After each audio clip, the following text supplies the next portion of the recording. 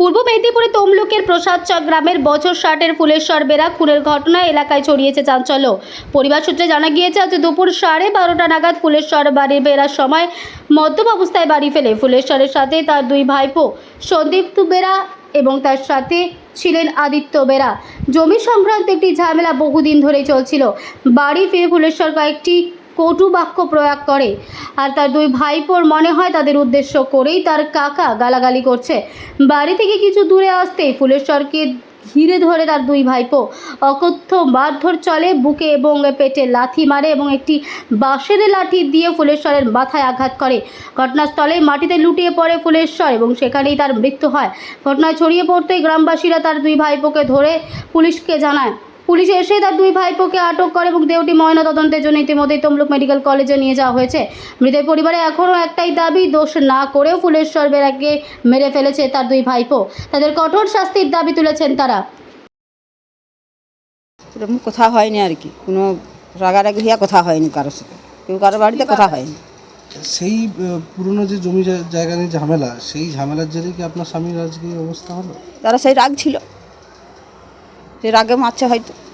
কেন আজকে যে আমাদের ঘরে যে বলা বলি করছে, বলা ঝগড়া হই ভাষা বলু যাই বলু করছে একটা, করার কারণে বলছে বলে আমাদেরকে বলছে, কিন্তু আজ নাম ধরে বলেনি, ওদের বাড়িতেও যায়নি, কিন্তু আজকে রাস্তায় মারছে, এথায় মারেনি, রাস্তায় যা মারছে। কি দিয়ে মেরেছে?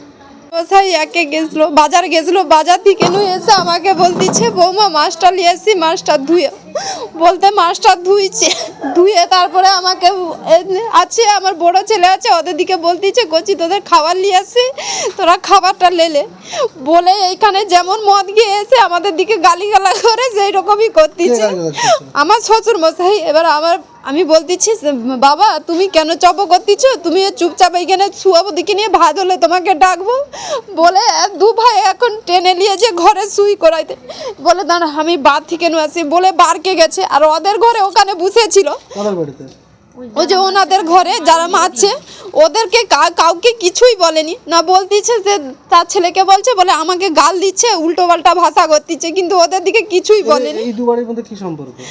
আমাদের হচ্ছে জেঠু হয় আর যে মারছে আমাদের দেওর হয়।